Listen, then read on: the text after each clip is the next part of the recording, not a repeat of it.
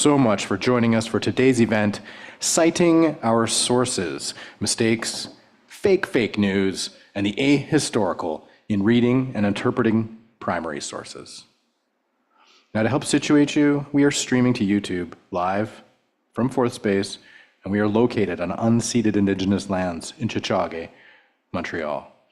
Here at Fourth Space, we work with our university community to help mobilize knowledge. We co-create daily activities, examining research questions, projects, things in development across the university. And we're running today's event as a live stream Zoom meeting, so we welcome any comments or questions there with a raised hand if you're joining us. And for those of you here in the space, during the question period, if you'd like to participate, just raise your hand and we'll get a microphone over to you. With that, it's my pleasure to hand it over to FR QSC postdoctoral fellow in the Department of History here at Concordia, as well as an affiliate at the Simone de Beauvoir Institute and the Center for Oral History and Digital Storytelling, Kristin Franseen. Kristin, welcome in. All right, thank you. Okay, the mic is on. This is good. Thank you. Thank you to the team at Fourth Space for working with us on developing this event and welcoming us to this physical and virtual space. Thank you also to all of you here and on Zoom and YouTube for hanging out with us on this really gorgeous Friday and talking about unreliable historical sources. So before we get started, I just wanted to give a sort of brief description of how this came to be and what we're going to be doing here this afternoon. So the original idea for this event came out of a kind of selfish research question on my part. I was working on a book about literary sources in musicology, and I found myself thinking about how to seriously discuss historical sources that I know to be factually untrue. And as I was wrapping up the book, I sort of filled out the form on the Fourth Space website and pretty much said, I have no idea what kind of event I want to do. I don't want to do a book talk. I don't want to do a sort of lecture about my own work, but I really want to talk about like weird stuff in history. And are there other people at Concordia or elsewhere in Montreal who also want to talk about weird stuff in history? And the team at Fourth Space told me about Dario's work. And I knew Meaghan from the history department. And it struck me that there's a lot of people around here that have questions about what to do with sort of the weirder side of historical sources and how we talk about sort of the analysis and interpretation part of archival research. So today, Dario, Meaghan, and I are each going to present a case study from our sort of research in progress. And these are different sorts of sources dealing with different times and places and different approaches to historical events. But we all are asking kind of what and why and how do different forms of knowledge arise from kind of some dubious places, and how things move in history from sort of being seen as the experiences of real people within living or current memory to a past that can be sort of reinterpreted and in some cases outright fictionalized by others. So we're going to be going in chronological order today, starting with Dario talking about the Italian Renaissance, then me talking about early 19th century music criticism, and then Meaghan talking about contemporary romance novels. And after we each present, we're going to have some time for conversation amongst ourselves and then open it up to questions and conversation with the audience. And for those in the space, that seems to be there is some water and I believe some chicken salad sandwiches. If you would like to partake either now or afterwards in kind of casual conversation. But with that, I want to thank everyone again and pass it over to Dario. Thank you, Kristin. And I'd also like to thank all the folks at the fourth space. And of course, all the people that are here at the space and those that are watching us from home, from Zoom, and then from YouTube. So this is actually a challenge for me in that I just wanted to make sure that everybody, in a way, understand that I come from the old world and I do work with topics that are related with, whatever old world may mean, essentially Western tradition. But at the same time, it is very important to see how the topics I study and research on are very relevant and, in fact, essential to understand today's society, no matter, where or when. So let me just, give you a brief introduction. So I study the Renaissance. So there are several types of Renaissance. There is the glamorous Renaissance, the Sistine Chapel, Michelangelo, Raphael, and there is the not so glamorous Renaissance. And this is, what I work on. Documents, perhaps, very difficult to read. I spend a lot of time in archives. I try to make sense of, old letters and manuscript studies. So what I do is essentially I work on intellectual history.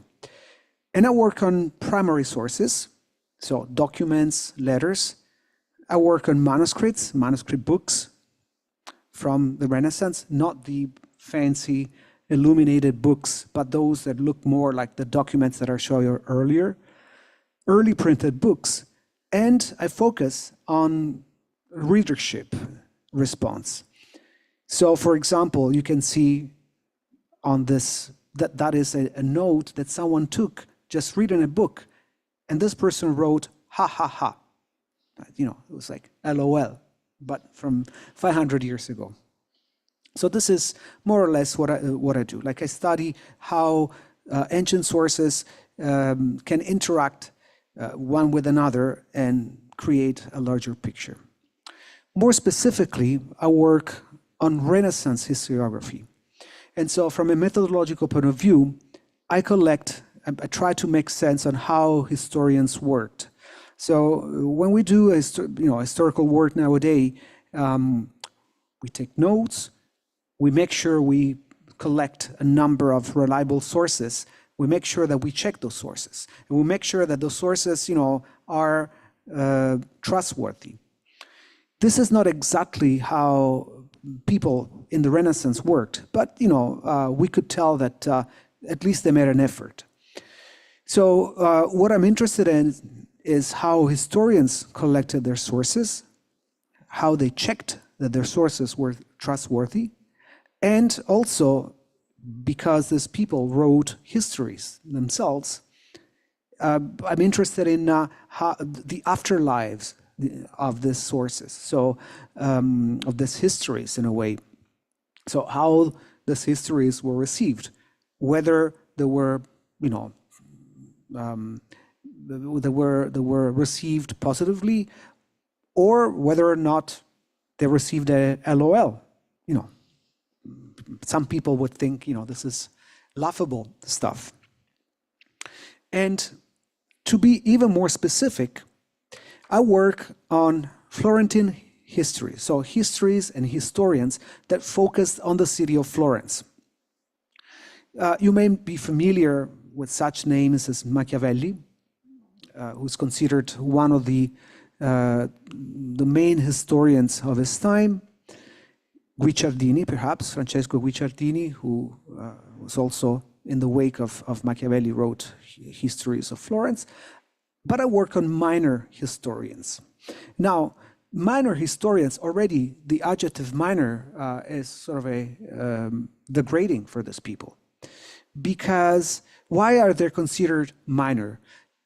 For a number of reasons. They consider minor nowadays because A, they were working in the wake of a model such as Machiavelli, that today we consider as unattainable, sort of a champion of historiography. But also because all these historians worked at a specific time in Florence when the city, the state of Florence, transitioned from a republic into a dukedom. So in other words, if you worked under the republic, there is the assumption that you were a free historian, that you could, were able to think. Whereas if you worked during the dukedom, you were, even against your will, forced to obey to the new duke and to, bow down to him. This is not the case, but this is a different story, because otherwise, I would take not 20 minutes, but 2 hours. So the historian I work on was named Benedetto Varchi. To most of you, this name probably says nothing, except if you're like an art historian. He rationalized, he invented, in a way, Michelangelo as an artist and as a poet, and he laid the basis for modern theory of art, modern art history theory. But for most of people, this is just a name. He was a poet and a philosopher, and at a certain point, he was appointed by the Duke of Florence to write an official history of the city. An official history that he did write, but that he changed this project several times, also because he was, let's say, strongly advised to revise and to add parts, add sections. To make a long story short, he died in 1565, and he left his history incomplete. Now, the history was not published right away, but it was published 150 years later, in 1721. So this, I was interested in determining how Varchi would collect his sources. And if you look at the primary sources that he used, i.e. sources that have his name written, or his handwriting, or that we know for a fact that came from his books, he collected, he was very organized as a historian, and as a historian with no previous experience. So, this guy was not the last idiot. So, so he would collect printed and manuscript histories. He would have access to classified state documents, and this is something that only official historians would have access to, because he had the opportunity to look at documents that other historians could not look at. But he also received letters from informants, people who had been there during those years. Now, Varchi's history focused on the years 1527 to 1537. So, and he started writing around the late 1540s. So most of the people that had been there during these events, so during the transition from the Republic to the dukedom, were still alive. And he was in touch with them. So he would write them letters, and they would reply to him with information. But he would also go and interview people in a very modern fashion. This is one of the first historians that would use interview as a way of collecting data. Now, this is very interesting because as we will see, personal informants are essential in the history making, and in making sure that what he was writing was the truth, or at least, would approach to the truth in a most like rigorous way. So this leads me to today's case study. I understand and acknowledge the fact that it is a very sensitive topic, and I'm going to talk about. I'm going to use language that might be sensitive, and some people might find offensive. So please, bear with me. So the case is called the so-called rape of Fano. So I just, pasted the Wikipedia page. So the rape of Fano, I'm just quoting from Wikipedia, is an alleged scandal. Just pay attention to the word alleged scandal that would have taken place on 26 or 27 May 1537 in the eponymous city, involving the warlord Pierluigi Farnese, who raped the bishop of the city, Cosimo Gheri, during an inspection of the market fortress.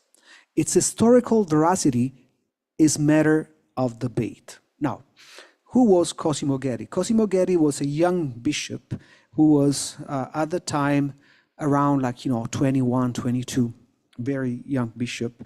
And he was, despite his young age, a very refined humanist, someone who had studied Greek and Latin letters. But so a person of culture and of, one of the finest intellectual of his time. But who was Pierluigi Farnese? Portrait to the right. Pierluigi Farnese was the son of Alessandro Farnese, who would later become Pope as Paul III, pictured on the left. Now, not only was Pierluigi Farnese the son of the Pope, but he would also later become the first duke of a new duchy called the Duchy of Parma. So, if you recounted this episode, you would, in one shot, offend two people, the Pope and the Farnese dynasty. So, Varchi wrote this episode and put this in his history.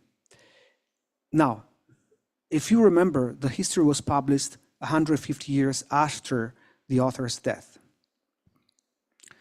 So, at the end of the work, in the last book, the last chapter of the last book recounts this, incident. Then, when the book was printed, nobody would believe that this actually happened.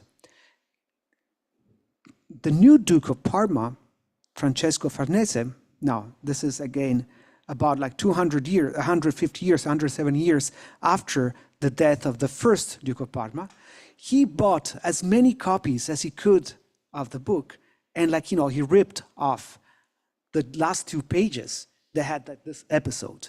And if you go to the libraries and look for this book, there are certain copies that lack the last page. So if they lack the last page, that means that the Duke was onto them and just ripped them off. And all the pages describing the incident. By the way, if you go on the Wikipedia page, I don't want to, spoil the ending, but it is it's scripted with language that would probably make a pretty bad or good horror movie. So I don't want to spoil the surprise. But what is more interesting is the fact that at some point, right after the book was printed, the episode was labeled as fake news. And Varchi was branded as a gossiper historian. Now, this conception trickled down even today. If you read, even if you read the Wikipedia page, you say, well, this episode is under debate, the veracity of this episode is under debate, etc. Why? There is one reason. It's because this other man who see portrayed, in this portrait, whose name was Ludovico Beccadelli, wrote the only biography of Cosimo Gheri, of the bishop that was assaulted. And he was Getty's best friend. Now, in his biography, there is no mention of the incident, of the assault. So how come, if he was his best friend, how come he didn't mention that? There is no mention.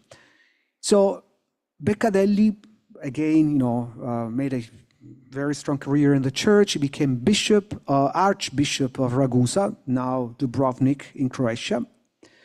And, nobody mentioned the episode anymore. So what do we say? Varchi was a liar, perhaps, who knows? But, I wasn't satisfied with this. So what I did was, going back and back and back with sources, because what I do, essentially, I collect, old dusty books, notes that nobody reads. And so I was able to sort of, put my ducks in a row and to understand what was going on in terms of, how this sources were put together and the sources that he used. So first of all, I thought, okay, let's see if Varchi himself wrote this, if perhaps, this episode was added. This was very common. Some people, for the sake of it, would add spurious details, something that, and I'd say, okay, let's check all of author-approved manuscripts, and then yes, it is there. So Varchi did write it. So I'd say, well, let's look again and see if there is anything that dates even further back. So if you see the picture to the right, that is the first draft of, an earlier draft of the episode. You can see all the scribbles and everything that tells us that it's pretty old. And it's obviously, it looks messier than the picture to the left. That looks much nicer. So even if you have no historical training, it doesn't take you much time to see that, the version on the right came before the one on the left. But I wasn't satisfied. I said, okay, I'll keep on looking further. And I said, okay, this is the first notes that this guy, that Varchi took. And, he wrote down, he jotted down a few notes that pretty much tell what happened in Fano in 1537. Now, I look on the top left corner, and there's the scribble that you have pictured to the right, and it says, from Monsignor Archbishop of Ragusa. Now, who was the Archbishop of Ragusa?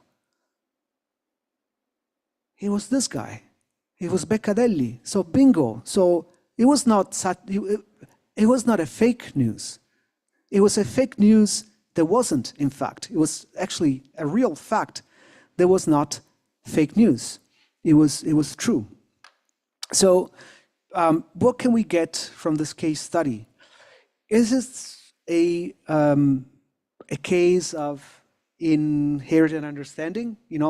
What we tend to be biased and think that because the Pope or the authority, the Duke was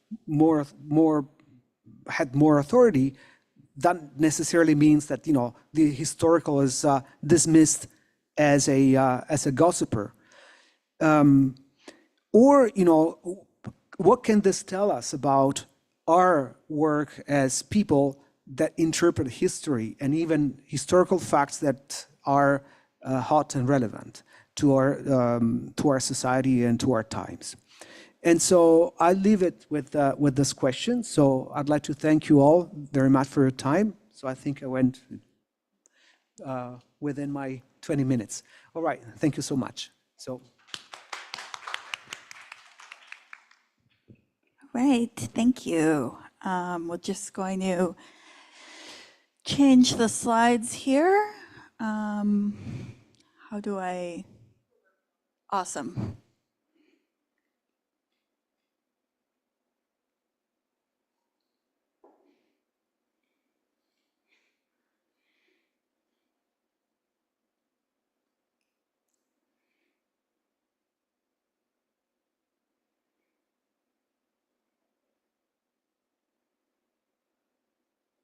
Excellent. Okay, so we trying to,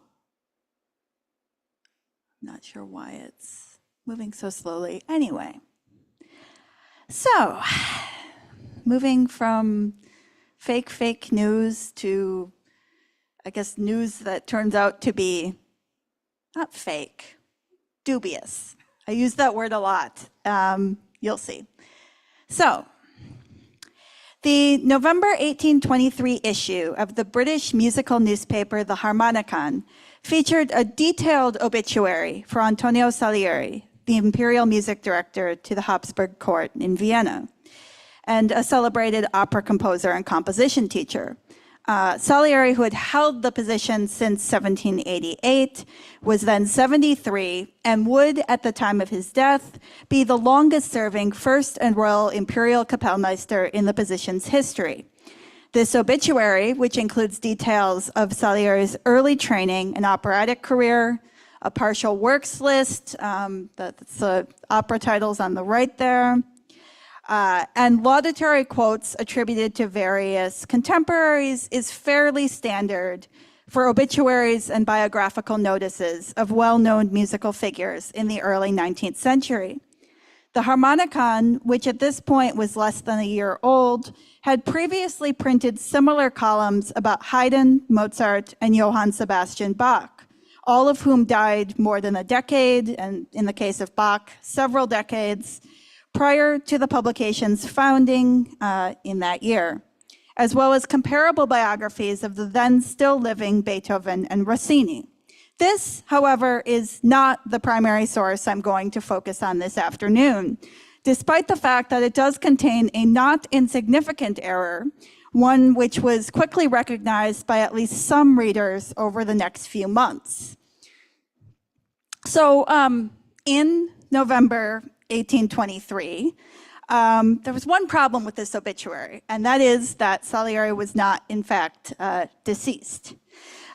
He had been hospitalized earlier in the fall following a vaguely described incident necessitating medical intervention that would rapidly become the subject of two increasingly intertwined pieces of gossip, that relating to his current mental state and his alleged rivalry with Mozart some 3 decades prior. He would, in fact, live until May 7th of 1825. In later advertisements for its early volumes, the Harmonicon would refer to the memoir of Antonio Salieri in its list of composer biographies, although these ads would unsurprisingly not mention that the column was originally intended as an obituary. In the meantime, the matter of the column's premature announcement of its subject's death would be corrected a couple of months later, in January 1824, following a report in December from the Harmonicon's anonymous Viennese correspondent. And you can see the column, Present State of Music in Vienna, covers a variety of topics.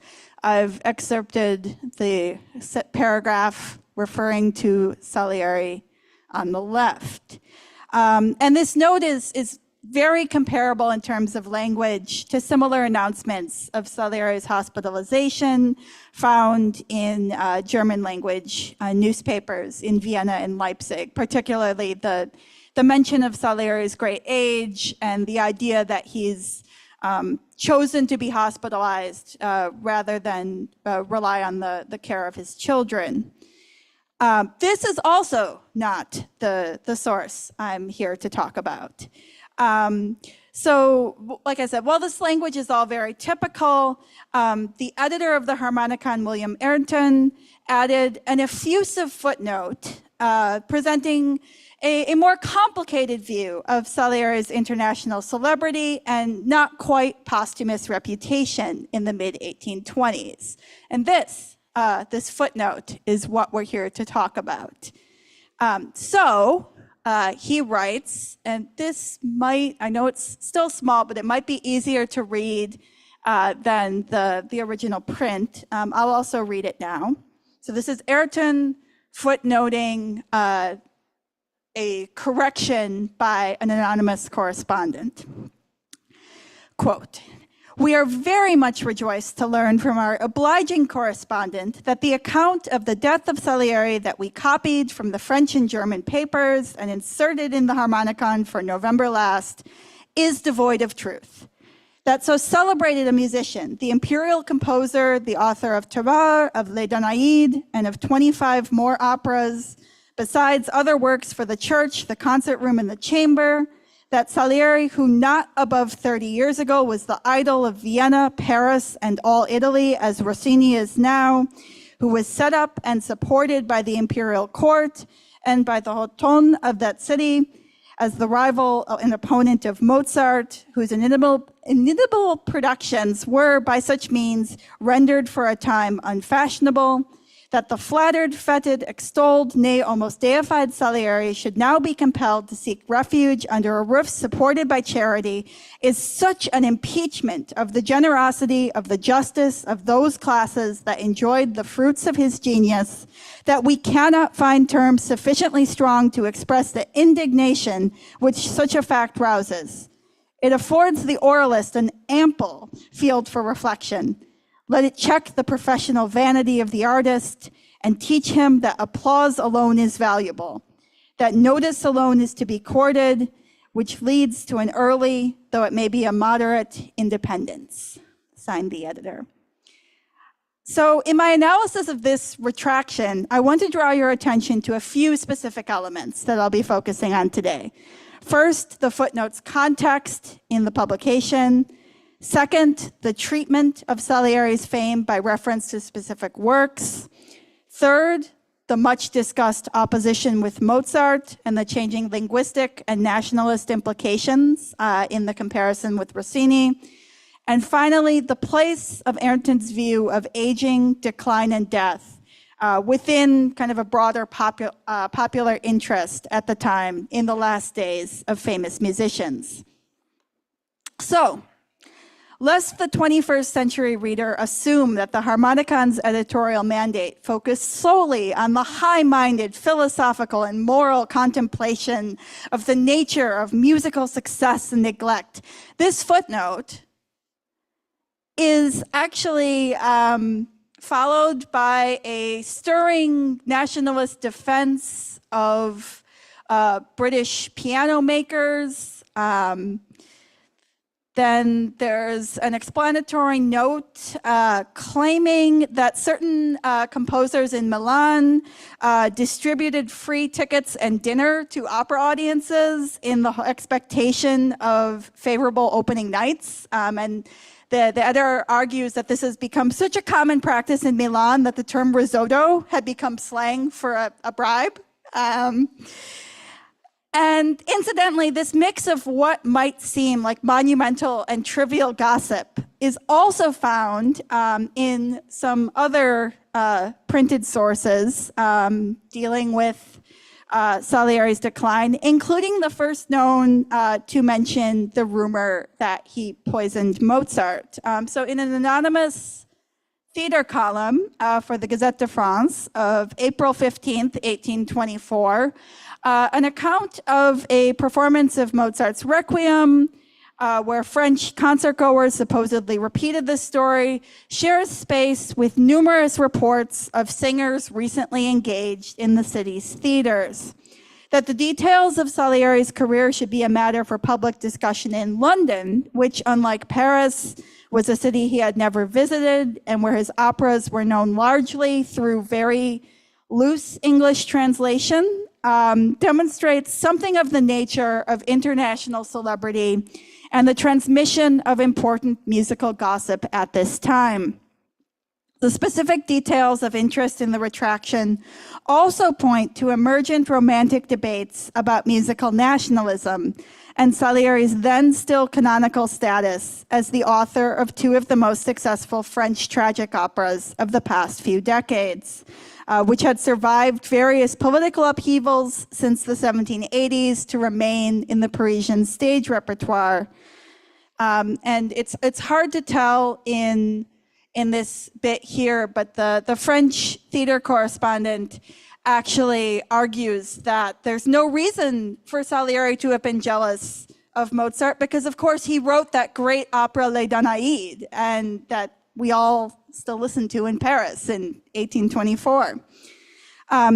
Indeed, the Harmonicon would later print multiple excerpts from and reviews of a new English translation of Tarare not long after Salieri's death, his actual death in 1825, although such reviews were often more negative than the magazine's original sympathetic coverage of Salieri's illness would suggest. And here's an example of one such review from September of 1825, where the reviewer takes great offense at the fact that Tarare and its Italian version, Azur, were more popular than Mozart's works in the 1780s. So, the obituary's mention of a rivalry with Mozart, which we might expect to occupy greater attention and which would gradually take on a more critical tone in the Harmonicon, seems present only for purposes of comparison with the still current popularity of Rossini in Vienna and abroad. As musicologist Nicholas Matthew argues in the edited collection, The Invention of Beethoven and Rossini, the nationalist and linguistic conflict between German and Italian opera at this time in the 1820s was in large part a reaction to the so-called Rossini craze of 1816. This binaristic opposition of German and Italian works had less to do with any sort of claim to personal rivalry, whether between Beethoven and Rossini in the 1820s or Mozart and Salieri in the 1780s, and more to do with anxieties amongst elite Viennese music lovers about the state of their music at home and abroad. This discourse frequently invokes not only Beethoven, but also Haydn and Mozart as homegrown, conveniently neglecting to mention that none of these composers was actually born in the imperial capital, and that Mozart and Beethoven only permanently moved there as adults. Although it must be observed that critical comments about Italian musicians are certainly found in the Mozart family letters, and that later biographers would make much of Salieri's apparently poor grasp of spoken German, such a stark opposition of language, nationality, and musical style, as was taking shape in the 18 teens and 20s, was not so firmly entrenched in the 1780s. Indeed, no less a presumed authority on what the Viennese elite might consider German in the second half of the 18th century than the Empress Maria Theresa once included Salieri in a list of our composers in a 1772 letter, ironically dismissively claiming that she preferred the least Italian when it came to opera.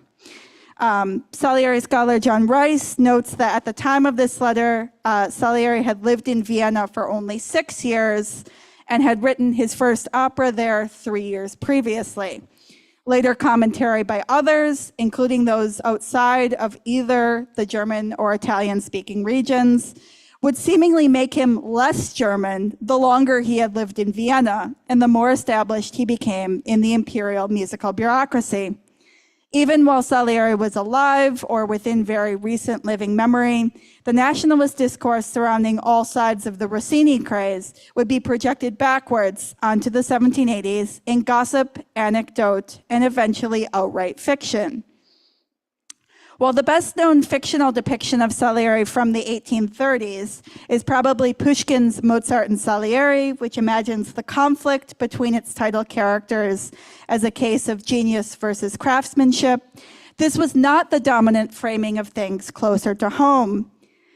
In the decade following his death, 2 German novellas published in Leipzig used Salieri's hospitalization and death as the starting point for musings on the nature of musical legacy, national identity, and aging.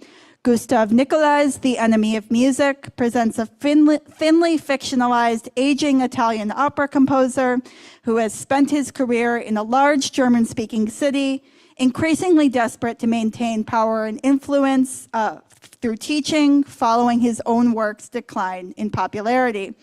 Leopold Schaeffer's The Son of Ritter Gluck, by contrast, presented a more sympathetic picture of the dying Salieri as both confused and angered by the rumors around Mozart and looking with fondness on the works of students and colleagues. And it's important, perhaps worth noting in a panel on sources and narrative bias, that Nicolai was known during this period as the author of an anti-Italian travelogue, whereas Schaeffer had briefly been Salieri's student in around 1816.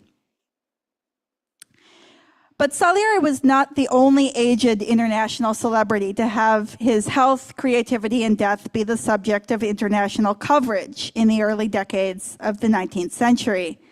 Accounts of visits late in life with both Salieri and Joseph Haydn by colleagues, friends, students, and curious tourists are replete with musings on the inevitability of death and the impact of aging on one's energy and creative faculties. Like all detailed accounts repeating exact quotations decades after the fact, their levels of reliability and accuracy likely vary. However, they represent a general curiosity about connections between musical immortality and the hereafter. As Simon Keefe observes, while the coincidence of Mozart writing a Mass for the Dead at the time of his early death provided critics and concertgoers alike with an easy, quasi-supernatural reading, multiple works by Haydn were identified as supposed monuments to the soon-to-be late composer years before his actual death. Salieri himself had incidentally participated in the circulation of memorial anecdotes surrounding the last days of his mentor, Christoph Willibald Gluck, back in 1788. Upon their last meeting, Salieri writes that Gluck had supposedly claimed, referring to a recent work by Salieri on the Last Judgment, quote, "Before long, I will send word from the other world in which key our Savior speaks," end quote. Nor was Salieri the only figure in this time to have his death prematurely announced. Haydn, who in fact died in Vienna in 1809, first had his death misreported in 1804 in France, where memorial concerts were quickly organized. And in an anecdote that appears in some early biographies that is difficult to verify, Haydn supposedly told some of his early biographers that he should have liked to have attended these services. The misreporting of current and recent events and the repetition of appealing anecdotes were both unavoidable in an era before instantaneous communication and in an emerging genre of the commercial musical press that frequently blurred lines between what we would consider reporting, advertising, gossip, memoir, and fiction. Finally, there is the matter of the original obituary as a piece of death writing and the retractions focus on what Salieri has seemingly lost with time.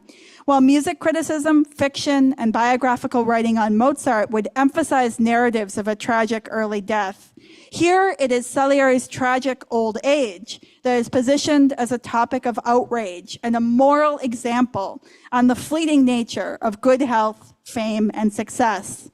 Indeed, in his haste to turn the magazine's factual retraction towards some greater moral, Ayrton exaggerates the circumstances of Salieri's hospitalization beyond those given in the report from Vienna, particularly when it comes to interpreting the cause of Salieri's illness and the meaning of the term public hospital, and confounded by layers of translation, rumor, and propriety in both Vienna and London.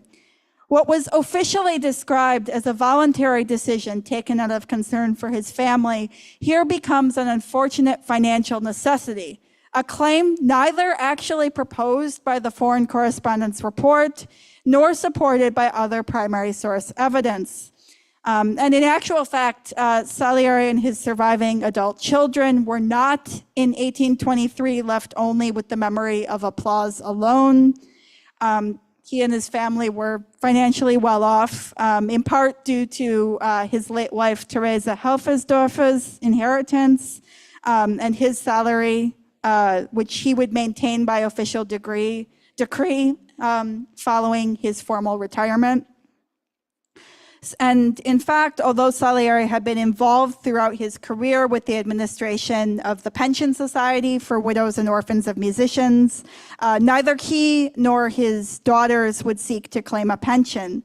That said, the exact circumstances and order of events surrounding the hospitalization were likely not so placid as the correspondent from Vienna reported. While popular narratives and even some academic writing has tended to conflate rumors of suicide with raving about Mozart's death, the timeline reconstructed by Timo Yoko Hermann in his recent critical biography suggests that the first major medical intervention was largely the result of a recurrent paralysis that Salieri began suffering in early autumn of 1823.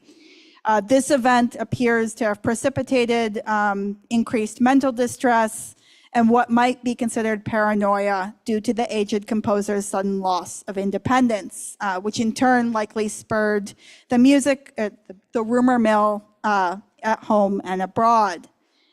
Reports, both official and anecdotal, that he had made a will, applied to retire from his post, and made arrangements for the music to be performed at his funeral services, no doubt contributed to rampant speculation about his death.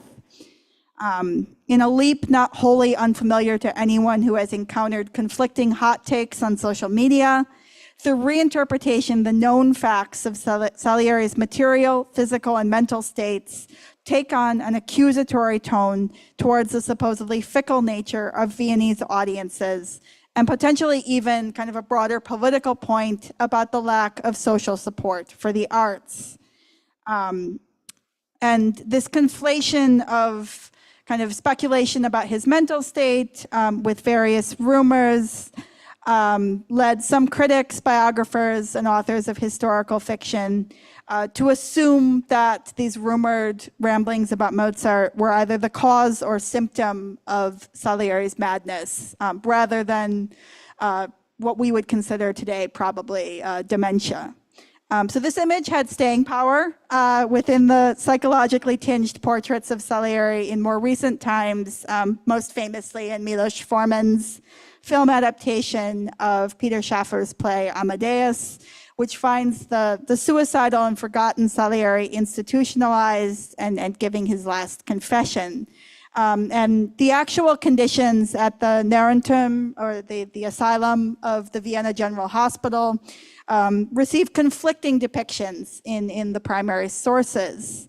And this is in fact itself quite a change from the depiction of Salieri found in most versions of the stage play, which imagines the aging Salieri sort of deliberately spreading rumors about himself and plotting his own death in an attempt to be remembered.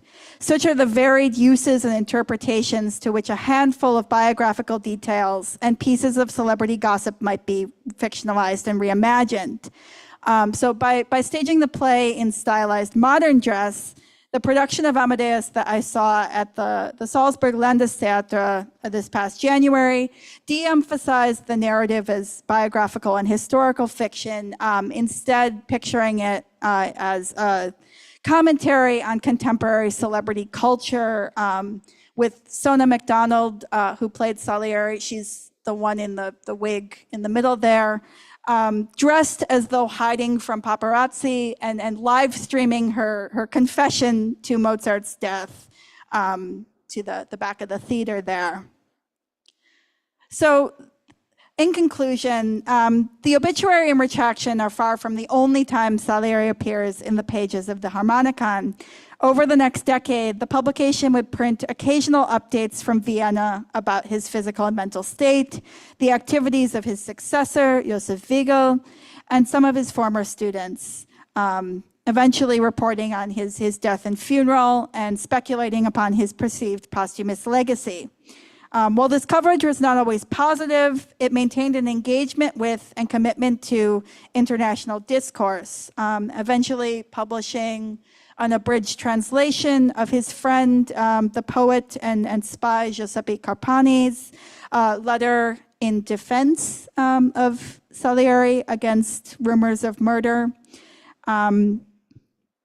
And apart from, once again, I'll just go back there, once again misstating Salieri's death, presumably conflating the year of his death with the year in which Carpani's original letter was published.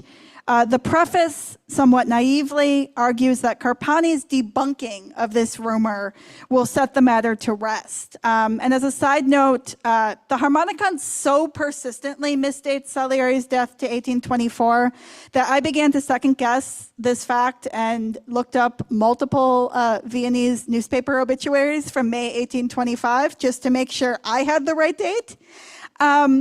But the notion that journalistic discourse is casting Salieri as Mozart's opponent and casting doubt on those who had preferred his operas back in the 1780s might in fact have contributed to the development and spread of the poisoning rumor seems not to have occurred to Ayrton and his fellow contributors.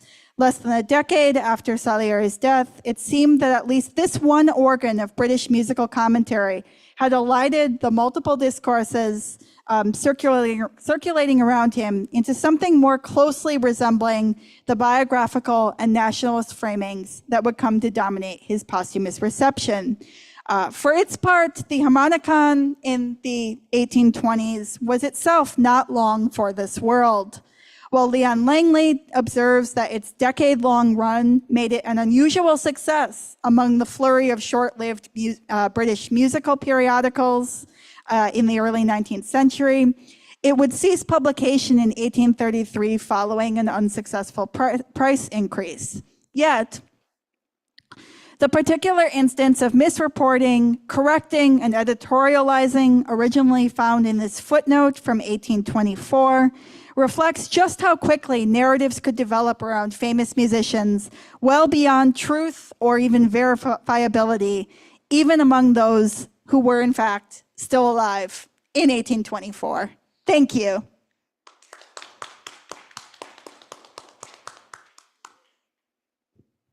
I will pass it over to Meaghan.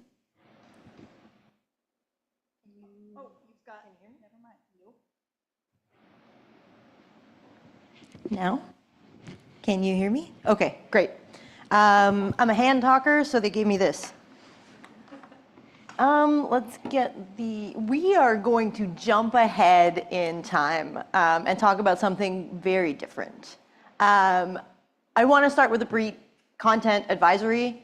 This presentation contains discussions of sex, violence, murder. The F word comes up, as well as ethnic stereotypes. So please be aware that this is something that's coming from the material and not from me.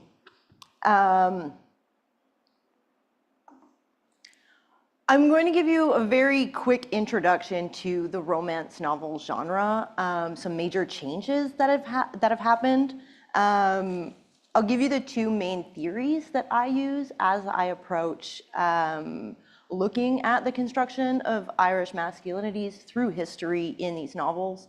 And then we're going to go through a few examples that are quite fascinating, for lack of a better term. So first, the genre. In order to be considered a romance novel, you have to have two elements. It has to follow a central love story, and it has to have some sort of optimistic ending. Traditionally, this has been a happily ever after, marriage and a baby.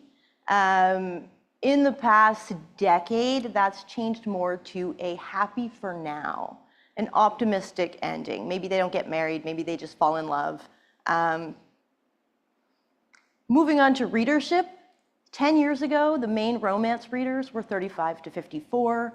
Now it's 18 to 54, and most romance readers discover the genre between the ages of 11 and 18. $1.44 billion US are spent on romance novels every year, and half of romance readers are reading a book a week at least. During the pandemic, there were days where I was reading 3 a day, 4 a day. They're very digestible, they're very easy to read. 2011 marked a big shift for romance novels with the introduction and the publication of 50 Shades of Grey, which began from fan fiction of Twilight. What 50 Shades of Grey did, and sociologist Eva Illouz highlights this in her study of 50 Shades of Grey, it changed the genre. The genre became darker. It started to involve BDSM and kink and fantasies that you would not typically see published in a Harlequin novel. This largely became possible because of self-publishing. Just a few years later, Kindle Unlimited is launched, which is essentially the Netflix for books. You pay $10 a month and you can read as much as you want if the author has their material on Amazon. A few caveats. I will be talking about straight cishet novels, which they dominate the industry. There are so many avenues, so I'm inviting you all to come join romance studies.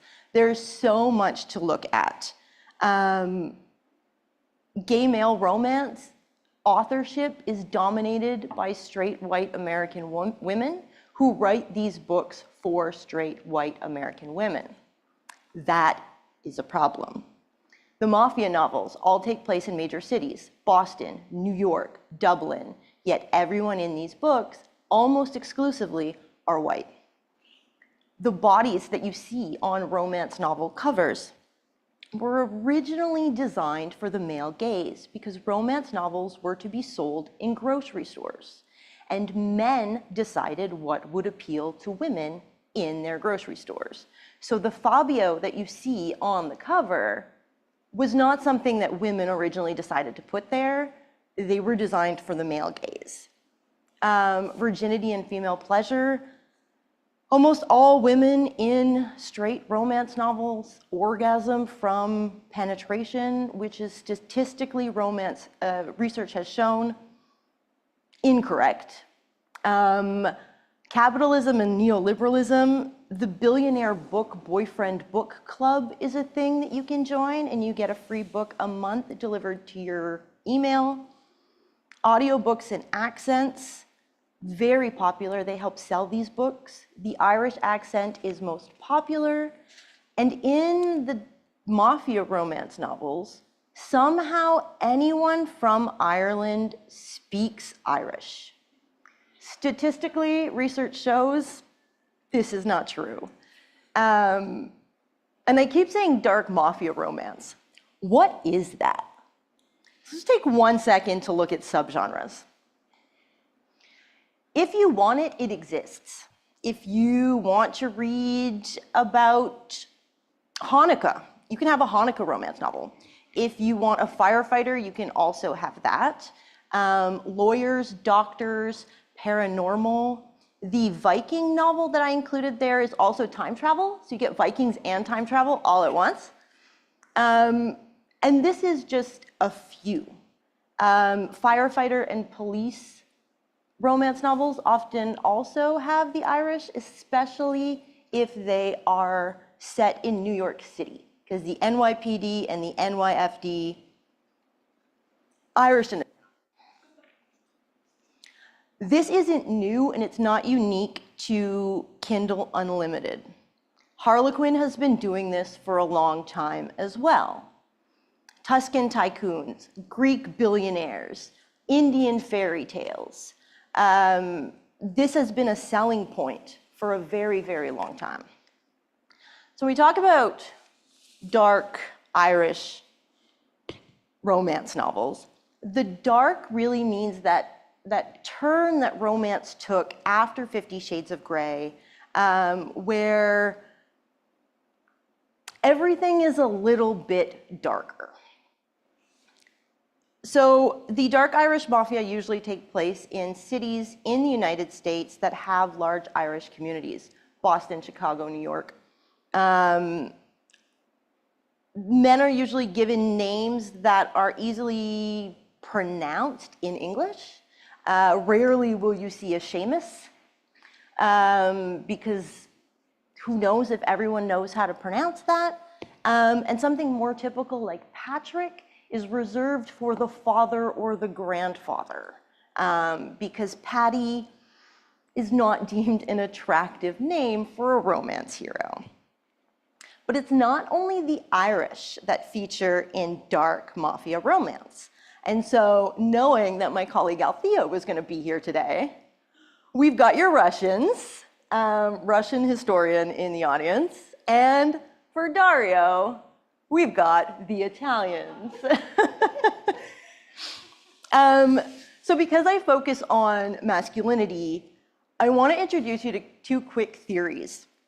Hegemonic masculinity, R.W. Connell, between the 80s and the 2000s, she's gone through and she's revised the concept a few times. The legitimization of men's dominance in society through the performance of a culturally accepted masculinity. What does this mean? It has 5 components. Don't be girly. Only show manly emotions, so anger. Don't be vulnerable. Emotions are not manly. Be a sex god, but a straight one. And don't be gay. And homophobia often comes in as a weaponized thing. Then we have Janice Radway, the concept of spectacular masculinity in her study, Reading the Romance. She says it's insufficient to be told that the man is manly. The reader must be told that everything about him speaks to the purity of his maleness. Everything about him is hard, angular, and dark, but it's important to have that almost, because despite how, for lack of a better term, toxically masculine this man is, he's redeemable. Love will save him. It's important and imperative to this presentation that we remember these are not historical fiction. The authors are not claiming to be writing a novel that takes place in a historical setting, but they're using history to construct the world, and they're using history to construct the characters. So I'm going to start to show you some excerpts, and I'll read them along with you. These are taken directly from the novels, and they explore how history is used. So first, we're going to look at Callum Griffin from Chicago. He's heir to the Griffin family mob, and he connects his family to Ireland. So he says, on the mantle is a painting of his great-grandmother. She came to Chicago in the middle of the potato famine, like so many other Irish immigrants. Just 15 years old, crossing the ocean alone with 3 books in her suitcase and $2 in her boot. Let's just take a moment to think about literacy rates in 15-year-old girls who are escaping the famine. Was she bringing books? Highly unlikely. She worked as a housemaid for a wealthy man. When he died, he left her the house and some money. Some people say they must have secretly had a relationship. Other people said she poisoned him and forged the will. Whatever the truth, she turned the house into a saloon. She was the first Griffin in America. My parents like to say we're descended from the Irish princes of the same name. But I prefer the truth. We epitomize the American dream, a family rising from house servant to the mayor of Chicago, or so I hope. So he's running for mayor of Chicago, and here he is highlighting the Irish as exile, the Irish as not being able to succeed at home, and having to come to America to find their wealth, to find their success. And then we get the first kind of instance of the Irish and the Italians coming together. And they are united by Catholicism, because all of the Irish in these books are Catholic. There are no Irish Protestants. That would not differentiate them from the rest of America. So Callum has to marry the daughter of the Italian mob boss. He's the heir to the Irish mob. She's the heir to the Italian mob. And they're Catholic, the same as us. So you'll marry her and you'll be faithful to her. This is an arranged marriage. It's a very common trope in the mafia world. But it also implies there's kind of a hierarchy here. What's also interesting with these romance novels is they're almost always written as dual point of view. So you also get to see what the daughter is thinking about this marriage. So his future bride says, I know they want to pluck me and exfoliate me and rub off all my rough edges, making me some smooth, soft little wipey for the scion of their family. The great Callum Griffin. He's their JFK, and I'm supposed to be their Jackie Kennedy. I'd rather be Lee Harvey Oswald. What can one say? What can one say about this? It also implies that there's a hierarchy here. Associating him with one of the great American presidents shows that he's politically powerful, that he is a hegemonic masculine man. He has that power. What's also common is discussions of Irish mythology, Irish lore. And so to describe the hierarchy, he says, you got your white-collar gentrified gangsters, who are the Irish. So they're the good ones because they only use violence when it's absolutely necessary. And they've got more gold than an effing leprechaun. Because apparently leprechauns are the way to underline Irish riches. I don't make the rules here, guys. I don't make the rules. But there's no passage that speaks of Irish mythology better than the passage from Filthy Hot. That's the title of the book. And we see one of Connell's tenets of you must be a manly sexual man in order to have power, to have strength. So Aidan O'Donnelly Jr., this is the first sexual encounter he has with his love interest, Savannah, and she describes it as, energy reverberated around my insides like someone had dropped an atomic bomb in my womb. And when I came, it was as if the whole world collapsed around me, as if the floor sucked me in, pulled me out of this reality into some other place where darkness was the go-to hideaway. Except this darkness had a lot of glitter, lots of rainbows and unicorns and leprechauns. Of course, leprechauns. It took an Irishman. Maybe there was even a pot of gold somewhere around here. Or could be that was between my legs. Now, something very important to remember about Aidan O'Donnelly Jr., he's never been to Ireland. He says so in the book. He's just an Irish American. But here, he's just an Irishman. So the hyphen is used when necessary and taken away when not so necessary. The next two passages that I will show you do speak to violence, so do be aware about that.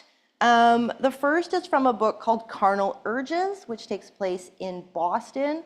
And the second is from a book called Illicit King, which takes place in New York, Dublin, London, and Belfast, with absolutely no acknowledgement that Ireland is a divided island and the United Kingdom is a thing that exists. So we get to Declan O'Connell, who up until the end of the book we think is an Irishman in America doing mobster stuff. But no. When asked who killed his family, Declan says, there were bloody gang wars in Ireland then. Every day there was more violence. My parents were caught in the crossfire of a shootout at a cafe. They were celebrating their wedding anniversary. Then he goes on, my brother Finn died in an explosion at a pub. My sister Cecilia was in a nightclub that was set on fire by a gang who wanted to intimidate the owner. Then he drops this surprise. I had nothing and no one left, including my faith. So I joined the Air Corps. From there, I was routed to the Directorate of Military Intelligence, Ireland's version of the CIA, and I learned to kill people, bad people. Threats to national security. I did it so well, I kept getting promoted. Then our family's priest contacted me, said he'd heard of my reputation. Said he didn't agree with my choices, but he'd made some contacts here that I might find useful. For a price, of course. The church looks the other way for sinners whose pockets are deep enough. This is one of the ways in which these characters are constructed to be morally gray. So yes, he's going to kill someone, but he's going to do it for you, because he loves you. The next excerpt, the final excerpt that I will show you, is the one that shocked me the most, and the one that still, when I read it, I still get this gut reaction. The author is explaining to the readers why there are no guns in Ireland, because the Garda don't carry guns. The police do not have guns. So he says, "This isn't America, this is Ireland. Men use knives instead of guns, as they aren't rampant like in the States. We can get them, but it's different. Yet what the Irish do have is something more dangerous than any gun. For decades, the weapon of choice has been bombs, and you can take out a lot more people with them than a gun, including innocent women and children. Aidan and I learned how to make bombs before we turned 20. My father sent us to Ireland for the summer, and our uncle gave us a thorough lesson." I think we can all recognize why I was shocked by this. And while these novels often do speak to the violence that happened in Ireland in the 90s, all historical context is left out. There's no, again, no discussion of a divided Ireland, no discussion of a border, no discussion of a peace process. And this is not a conflict that is in the distant past. This is the 1990s. And with Brexit and violence that broke out following that, there is a lack of awareness here. So we've seen what they used to construct the Irishmen. There's a very important element that's missing here. This is an excerpt from the Storygraph, which is a website and an app where you can log your reading. And these are the content warnings for brutal prints. So you can see that it talks about sexual violence, it's gory, all of these things. Alcoholism. There are no drunken Irish in these books, because the authors know that readers will not accept that. Alcoholism is treated, rightfully so, as an illness and something that people need support through. So Aidan, the filthy, hot, orgasmic leprechaun man, he was shot in his knee and he gets hooked on painkillers. And throughout the entire book, there's a concerted effort to make sure that he has therapy, make sure that he's speaking with a doctor, make sure that he's aware of his consumption. So why, if alcoholism is not there, why are the other ones used? And why does it matter? So what? I get asked this all the time. Why romance novels? It's really important to reconsider the stats I showed earlier. Romance readers are getting younger, and they're no longer reading the romance novels that, say, I picked up from my grandma's bookshelf in the early 2000s that were published by traditional publishing houses who had content editors. Self-publishing on Kindle Unlimited means you can publish whatever you write. And so I think part of this research stems from my desire to break down that wall between the academy and the public. So how do we take history in the academy and history in the wild and bring them together? And I think coming back to the consumption of history, how does the general public consume historical narrative? Romance novels. This is how we're doing it. And it raises the question, how far is too far? So I give you Midnight Hunter. This book was published in 2018, and the romance hero, the main man in this book, is an ex-SS officer who's now a police officer in East Germany, and he was a Nazi. But by the end of the book, he's redeemed. And it begs the question of what kind of historical situations can we use, and who is redeemable and how? There's another book published not that long ago, I think 2020, by a traditional Christian press in the United States that was given an award.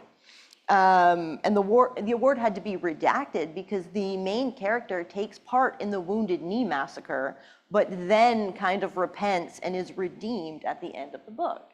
And that brings into question, how are we using history in fiction? And this is why romance studies are important. $1.44 billion a year. And these narratives keep popping up. So in 2010, the International Association for the Study of Popular Romance was launched, as well as the Journal of Popular Romance, and the field continues to grow. So come join us. Now, before I go, I have 2 extra little nuggets to share with you because they're just so fun, I could not leave them out. One of the ways that Irish American or Irish mobsters are often described in these books is how they smell. So if you are interested in smelling like an Irish American mobster, I highly suggest you get yourself some leather, because they all smell like leather, and spices.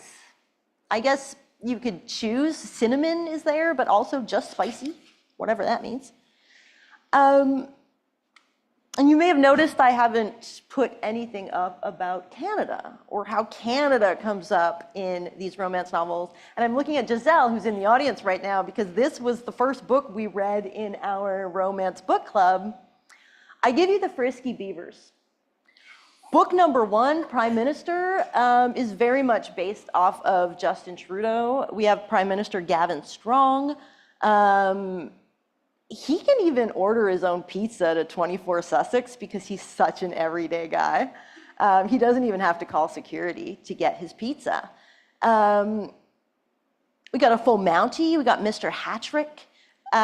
So Canada's not excluded from this. And if you go on Kindle Unlimited website and you just put in any topic, any word, you're going to find a romance novel about it. Maybe we take a little deeper look at how they're using history to compile these narratives. Thank you. Some recommended reading if anyone is interested in joining our little romance club.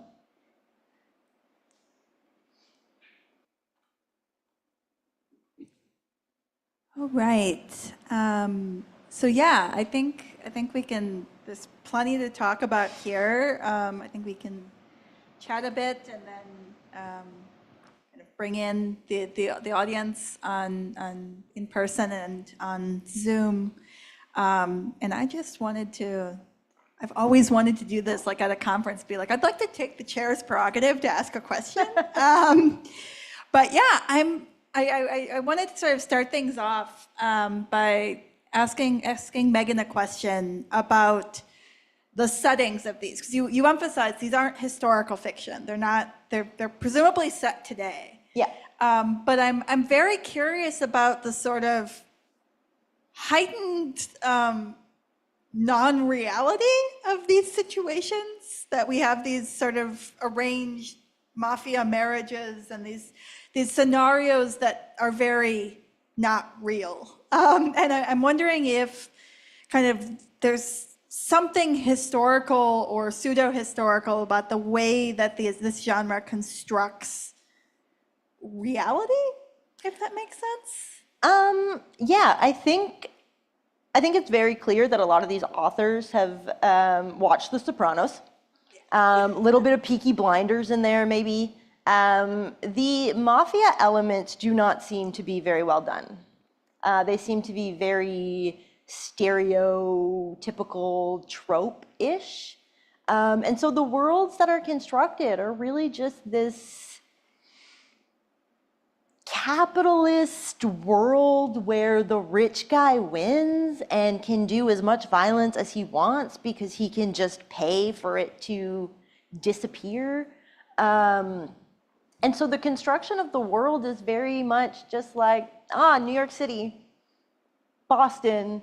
There's not a lot of detail given to it except to either connect it to the American dream, connect it to travel networks, like going from New York to London to Dublin to Belfast. They're all connected somehow without rivalries. And so the mafia element really is just a way to bring in that dark romance. You'll see the mafia often in major cities, and then when you start to go to smaller towns, you'll see biker gangs. So you got your biker gang man, and then you got your mafia man, and they, depending on the population of the city, that's what you're gonna kind of see. Yeah, and then just because I'm still holding the microphone, I'm curious, and we can have more of a conversation. This doesn't need to be, we do have this kind of awkward thing we can pass back and forth. But yeah, I was curious if Dario, I know we talked a bit about this over the last couple months, but I'm wondering if you could talk a bit more about how more recent historians have talked about this event and this document. Because I think you've said some very interesting things about sort of how it gets read, after the 18th century. All right, yes. Well, the document is actually, if we're referring to the history of Florence that Varchi wrote, there has been a sort of a new flourishing on studies, critical studies on this author that have started about 25 years ago. But before then, he was literally considered as like an unreliable historian. So if you read like contemporary scholarship, essentially they're biased either by prejudice or by the fact that there is no a clear picture of how this work of history was put together, and there was no consideration about the fact that it was put together at a time when actually the author himself did not put it together. So he died and left all his papers scattered, and someone else gathered this this unfinished story and put it together. And this is something that perhaps contemporary historians do not see, because we're used to reading like old editions of this book. So I would say let's wait first to see a modern edition where that explains what's going on and what how this the paper sedimented on, and perhaps let's talk about that at a later stage. But now, because I have the microphone, I will ask you a question.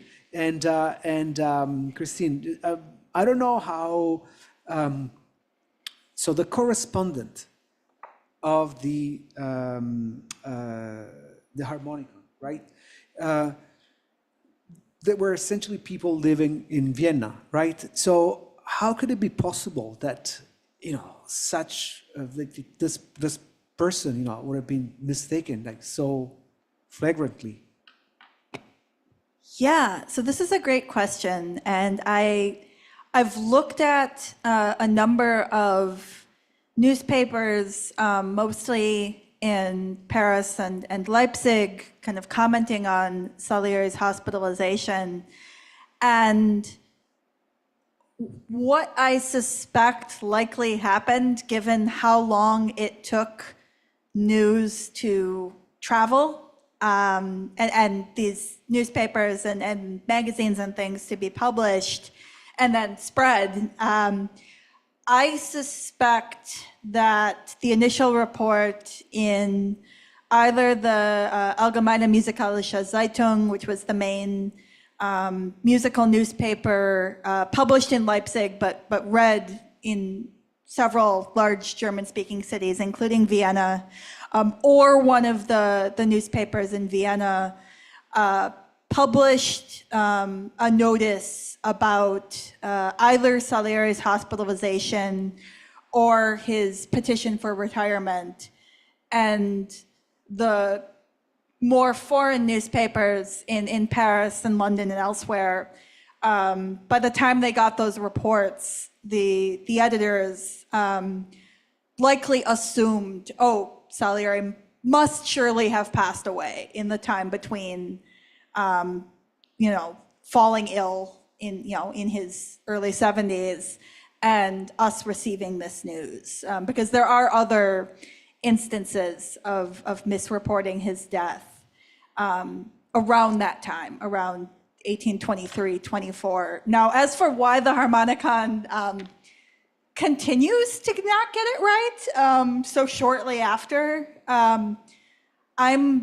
like I said, I'm not entirely sure what's going on there, other than that there were these sort of major reports connected to his hospitalization published in 1824. So there was, trying to remember what it was called, there was a lengthy letter granting him retirement from his position as Imperial Kapellmeister. And then there was the letter by Giuseppe Carpani, kind of defending him against the rumors about Mozart. And those were both published in various places in 24. And so, again, I'm thinking that maybe William Ayrton at the Harmonicon is referring to that. But it's also just important to keep in mind that, again, this is a time before kind of instantaneous, the news, news over the wire, so to speak, well before the telegraph and telephone, and certainly long before newspapers had any sort of kind of fact-checking departments. And Ayrton, there were a number of people connected to the Harmonicon. There was another figure who was sort of the money behind it. Ayrton himself was a former theater director in London who, after he was removed from his position, became a writer on musical subjects and is believed to have written much of the content in the Harmonicon. It's almost all unsigned, aside from some letters to the editor and a couple of reprints of things that were published first elsewhere. But much of the kind of editorial voice seems to be coming from him. But yeah, this sort of network of misreporting is fascinating. But we can say this is sort of a journalistic practice. Yes.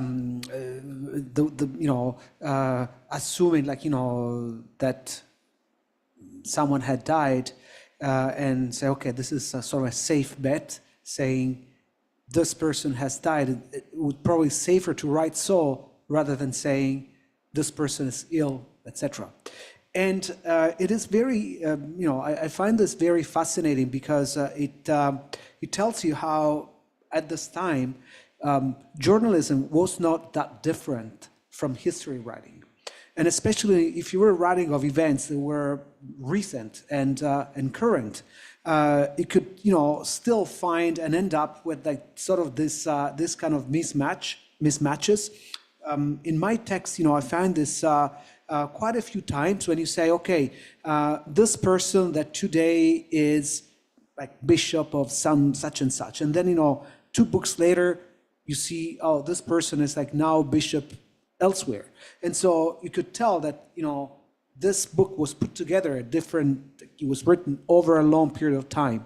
And so whenever, you talk about current events, there is always a bet to keep things current, and B, because the risk that if you don't do that, then you get news are going to be either outdated or they're not going to be like homogeneous.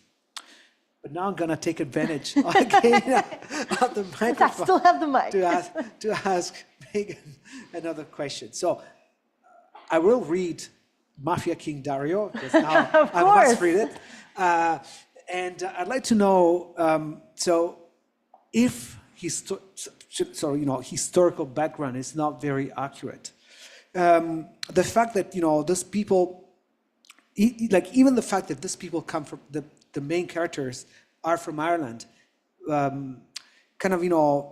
not encourage the authors to do some research about Ireland, because you said that, Belfast and Dublin are in the same, so that leads me to think, in creating a character, is there like a certain, do the authors do like a little research on, do these characters resemble like real Irish mobsters, like people that were famous in the news, like in the past, etc.? Well, actually, Aidan O'Donnelly, the leprechaun man, he is said to be in the novel. He's the heir to the 5 Points mob in New York City. And the 5 Points mob was a real mob. It was Al Capone. And he's said to be more famous than Al Capone. So there is research that's being done, but it seems to be very kind of surface layer, Google searches, maybe some Wikipedia. And there are several things that come up when I think about this. One is gatekeeping and paywalls for academia and the inability to potentially access the research that would help, because journals require you to pay. Not everyone can access a library. So granted, benefit of the doubt, there could be a barrier of access here. That being said, there's also push to publish. So because they are self-publishing and they're doing it on their own, they are marketer, they are publisher, they are writer, and now if you want to stay relevant, you're not publishing a book every 18 months, you're publishing 4 books a year. So these are coming out fast, fast, fast. And they're usually written in series, and book 1 will end with a cliffhanger for the characters for book 2. And so on and so on. And so I think the research kind of takes a bit of a backside to that. But while I have the mic, I was actually taking some notes. You both were using words that I think are really, really important to historical research: dubious, veracity, exaggeration, unreliable, misreporting. So when you approach your sources, especially with them being so much older than, say, my sources, how do you take those things into account when you're reading those documents?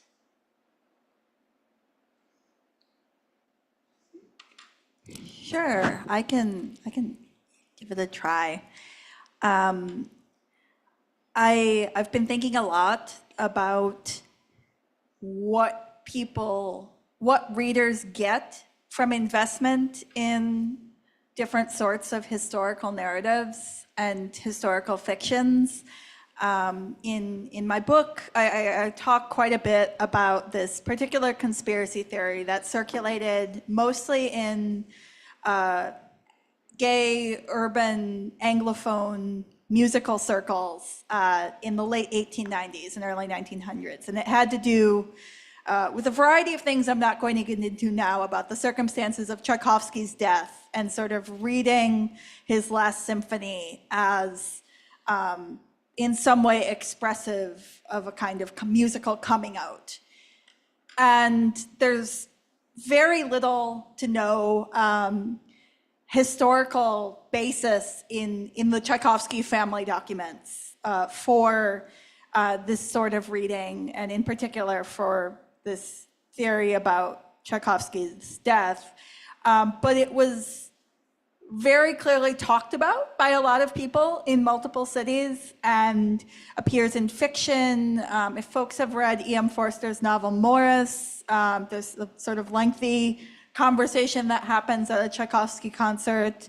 And so what I've been thinking about is less sort of determining, is this particular source reliable or unreliable, but sort of what can I find out about what people are reading into it and taking from it? And it's the same with the documents surrounding Salieri, particularly in the 1830s and 40s. So after his death, but when he's still within living memory, and when there are folks who knew him, and in some cases also knew Mozart, who are alive.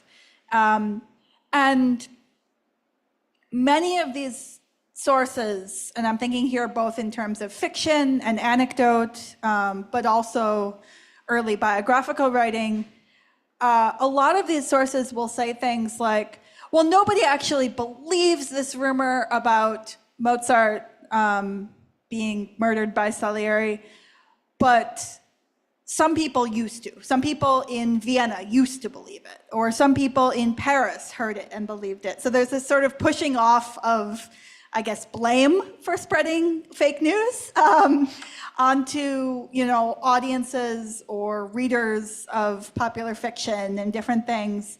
But there's also clearly something that some of these authors and commentators are taking from the rumor. So you'll see things, particularly later in the 19th and into the early 20th century, that are like, well, this rumor is untrue, but surely Mozart and Salieri must have been enemies. And you kind of even get that a bit in the retraction I posted, where the editor of the Harmonicon is sort of saying, well, he was Mozart's opponent, whatever that might mean in the context of Viennese musical politics in the 1780s.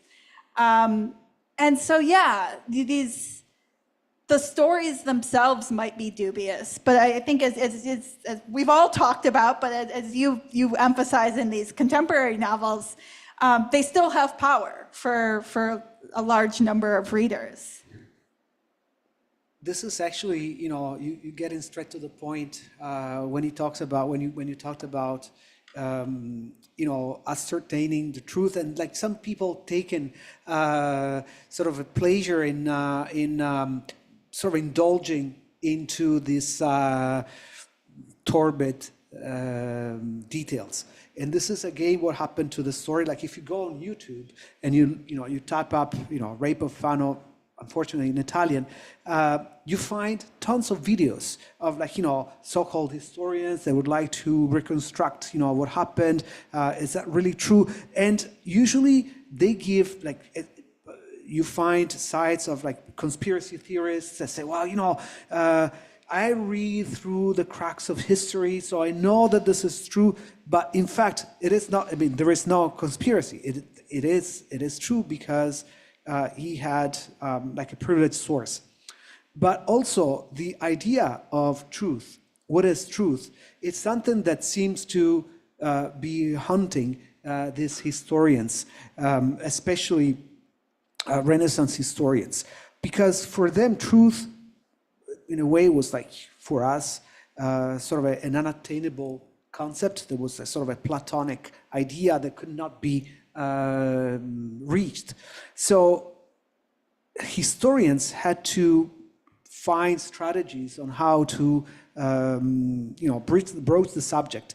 And so they have to find ways of like preparing sort of a dossier of documents that will be like, the briefcase of like a lawyer working, like making a case for their client. And this is,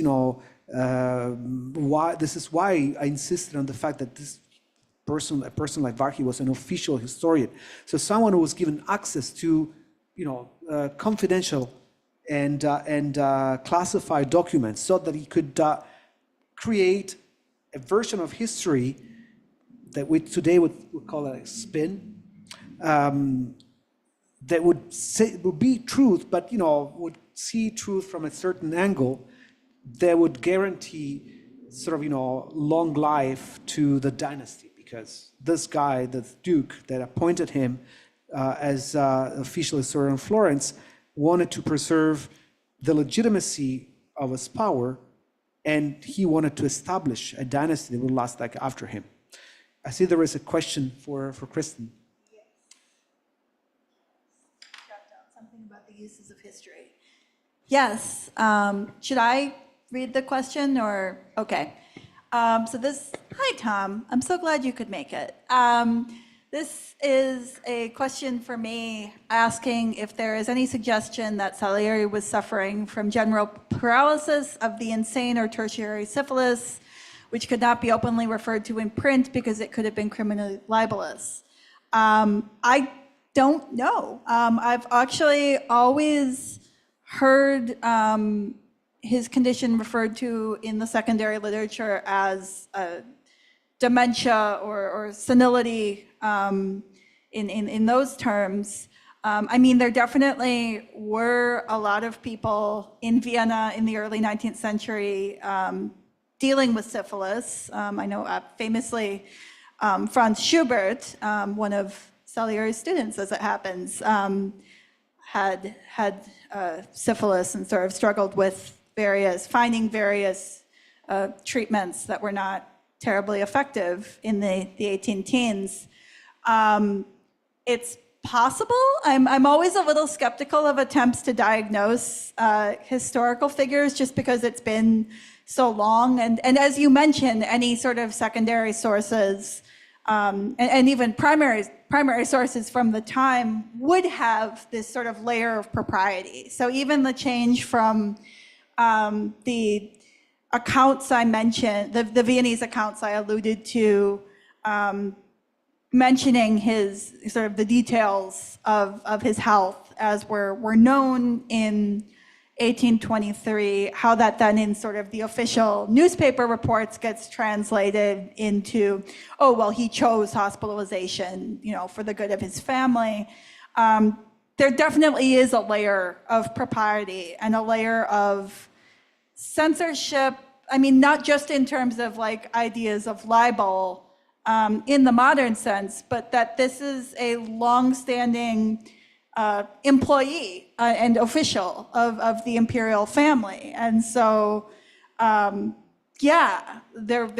would not be kind of frank discussion about a lot of things, which is why we get so much gossip. So one of the main sources on Salieri's hospitalization and illness is actually Ludwig van Beethoven's conversation books. So after Beethoven went deaf, his friends and family and other people who would visit him would write what they wanted to say to him in these books, and he would answer verbally. So unfortunately, we don't have a reliable reconstruction of his answers, but there are a couple of points where his secretary, Anton Schindler, and his nephew, Karl, bring up,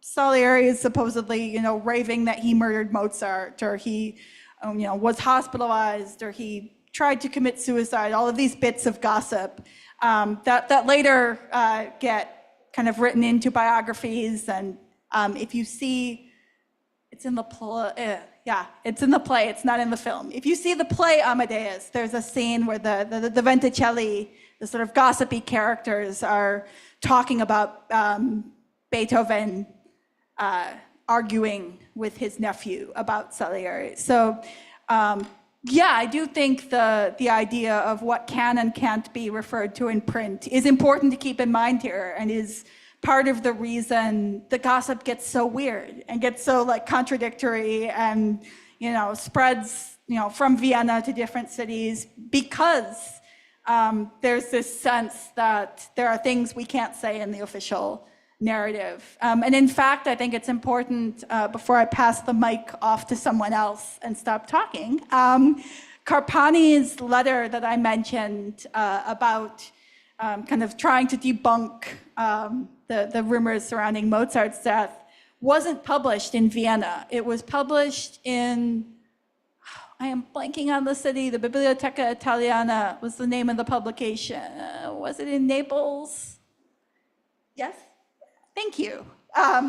Yes, so it was published in Naples, and part of that is because Carpani had connections there, but part of it was, I mean, you're not going to print a long letter going into like great and kind of gory detail about, you know, the medical state and the rumors surrounding this figure, this celebrity and government employee in Vienna in 1824. That's just not going to happen. Now, clearly people read it because it was obviously translated, as I showed, into English, and there were also translations into German and French that were published elsewhere. But yeah, it's a complicated thing, and definitely something to keep in mind. So thanks. Thank you for your question. I hope you're having a good evening. Questions? If anyone else on Zoom has any questions, they can pop them into the chat, or they can turn on your camera even and ask us directly.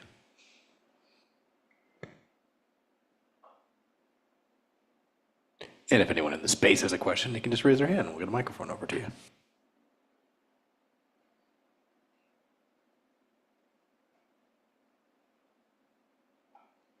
I think I have another question for Meaghan. So in when the push for publishing like more and more novels per year, I was wondering, and this is again something that is like very relevant to at least, you know, what I do in my daily life when I teach. Have you ever noticed that these novels, you know, use, or the authors use AI to, like, you know, assist them to write? And in that case, you know, is there like a certain bias when artificial intelligence, you know, creates parts of fiction? It's becoming a very big problem. I know that through what I've experienced with my students, AI is not the best writer. You can often tell when AI has been used. That being said, it's kind of unclear to do that because most of these authors do hire an editor, or they have someone that does editing for them, but the likelihood of this person being an editor who's worked in a big publishing house, like the affordability and the accessibility is not there. Because despite the fact that $1.44 billion are spent on romance novels every year, most romance authors have 9-to-5s. They do this in their free time because they don't make a lot of money, especially publishing on Kindle Unlimited. Amazon does not make it clear how they pay their authors. It's very dubious. And I'm currently writing a novel right now to publish on Kindle Unlimited to figure out how the pay structure works, because I've heard anything from 0.003 cents per page that someone reads, but you may get penalized if someone returns your book early. It's all very confusing and very unclear. But the rush to publish is really becoming an issue. And it's not just a financial rush to publish, it's fan demand. So these books are now also becoming books on demand. So there's one really popular author, and I love this book, and if anyone reads it and they hate it, I don't care. I love this book so much. It's called Heated Rivalry, and it is basically Alexander Ovechkin and Sidney Crosby who fall in love, and they have this rivalry. And so she writes this book. It's the second book in the series, and fans were like, okay, what happens next? Like, he got traded. What happens now that he's traded? They live closer together. And fans were so adamant that she wrote the next book. She was like, oh, they want this. So it's all like writing on demand also means how much creativity is being put into this book and how much is it just let me grab whatever historical information I can from Wikipedia and get this book out as fast as possible because my fans are demanding it.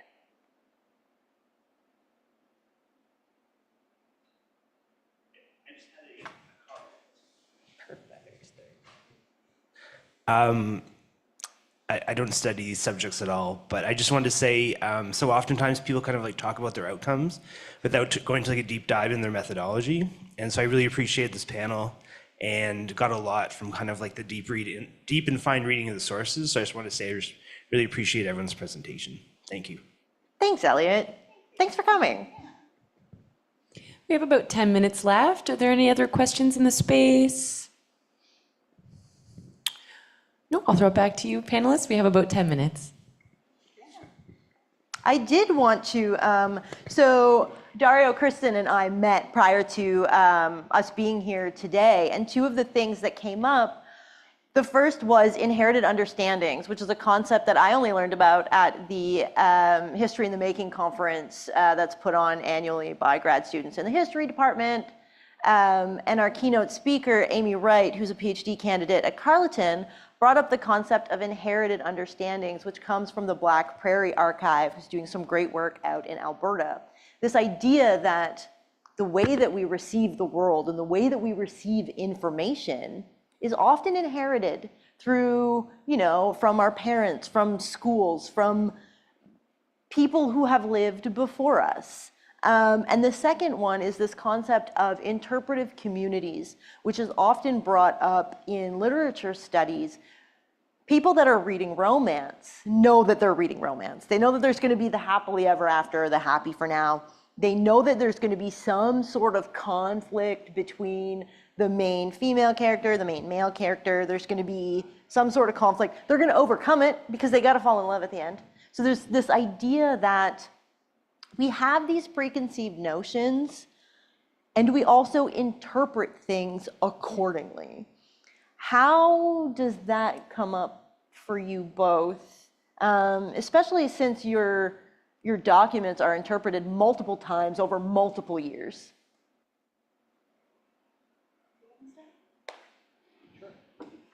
So the problem is that in many cases, well, methodology is changing because it is true that you know the history by itself, the book of history is interpreted in a certain way or in certain ways, but there is also a ton of like supporting documents that were completely unknown, and so oftentimes the discovery of a new document really changes the game and really gives you a different perspective. So this is why, for example, like whenever I have to approach like a subject, I always make sure that we have a clearer picture of the accompanying documents, and again, you have to take this documents with a grain of salt, just making sure that they're trustworthy, they're not dubious, that whenever you can, you get both sides, if there's especially like conflicting sources, finding out the political position of a particular source. So, for example, if like this specific case, was instrumentalized, of course, by Protestant press. So Protestant propaganda spread this news. The case of the incident of Fano, because say, look what the Pope does, and like the offspring of the Pope, is capable of certain acts. And then, the Catholic propaganda says, no, well, of course this is fake news. It was the Protestants that spread it. So again, you have to take this into consideration whenever you study documents, and especially when you study documents that have been read and interpreted multiple times, because there is always a risk that the conversation becomes tangled up, and so it's always good practice to sort things out and to start from the basics. Yeah, I would totally agree about sort of sorting through kind of layers of reinterpretation. And I think that's part of my next book project is looking at the role of gossip and semi-fiction and fiction in Salieri's reception history, starting in the early 1820s and going through next year, which is the 200th anniversary of his actual death. And the reason I'm starting in 1823 is because of this issue that in these newspaper reports and in some reports, firsthand accounts from former students of his and other people, we see in the 1820s that this myth-making around him and around Mozart and around like what it means to be a composer in Vienna is still in flux. It's sort of unsettled. So in 1823, someone can combat or try to debunk some of these rumors in Paris by appealing to Salieri's status as the composer of these great French operas that are still in performance. That's not the case a decade later, and that's not the case in the 1970s when Peter Schaffer starts doing research for what became the play Amadeus. And I think a lot of the times, the way musicologists have tended to go about debunking myth-making or fake news or conspiracy theories in music history is sort of going, well, it isn't true, and it sort of took off because of these fictions, or it took off because of romantic notions that sort of the great artist, must struggle to be recognized. And these sort of narratives and explanations, there is some validity to them. Like the reason certain elements of these narratives in the 1820s persist over the decades and centuries is because they slot into some of these belief systems that develop about what, the great artist looks like, or the perhaps less than great artist looks like. But these also have very particular meanings in particular times and places. And so the way someone in London or Leipzig or Paris, or for that matter, someone in Vienna in the 1830s is grappling with this rumor, whether they're spreading it, whether they're trying to debunk it, whether they're writing fiction based on it. That is different from how people are talking about it in Mozart biography in the 1850s and 60s. And again, that's different from Nazi-era films about Mozart's life in the 1940s. Like there are different ideas about music and the musical canon and things like national or linguistic identity that on the surface might seem really similar. There's a scene in the film Amadeus where a number of characters argue about whether opera should be in Italian or German. And that sort of scene appears in a lot of fiction about Mozart and Salieri and a lot of semi-fiction. But what that exactly would have meant, in 1785 or 1823 or 1984 might be totally different from each other, even if sort of some of the words and concepts look the same to us upon first reading. Well, we've hit 4 o'clock. Stay tuned for our co-written romance novel called Dubious. It's coming to you soon.